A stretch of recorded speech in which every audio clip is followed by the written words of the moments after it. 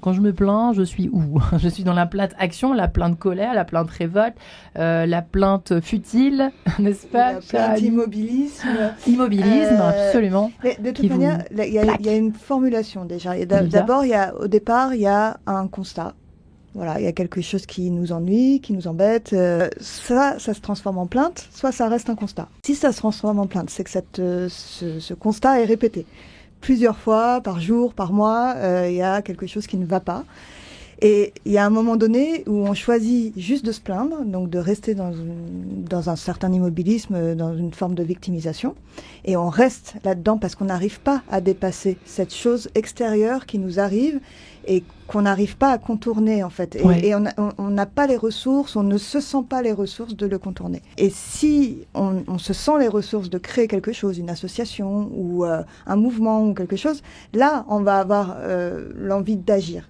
Et c'est là que la plainte devient recevable pour moi, c'est quand on arrive à transformer cette douleur, finalement, à la base c'est une douleur, cette plainte, en quelque chose d'actionnable. Et c'est là où la différence est. Mais avant de pouvoir arriver à quelque chose d'actionnable, il faut avoir compris d'où vient cette douleur. Et pourquoi on est immobile face à cette douleur, en fait. Et souvent, on a l'impression que ça vient de l'extérieur, qu'on nous impose quelque chose qu'on ne veut pas.